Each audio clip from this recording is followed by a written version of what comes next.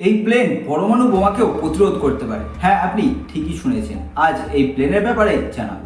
এটি হলো nuclear bomb প্রতিরোধী ডুমসডে প্লেন। এটিকে বোয়িং 747 মডিফাই করে বানানো হয়েছে এবং মডিফাইয়ের পর এটির নাম দেওয়া হয়েছে বোয়িং E4B।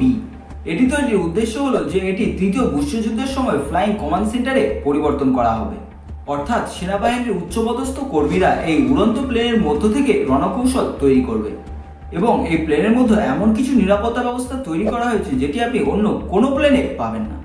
এটির মধ্যে কোনো ডিজিটাল যন্ত্র নেই, যেটির সাহায্যে আপনি চাইলেও এটিকে হ্যাক বা ট্র্যাক কোনোটি করতে পারবেন না।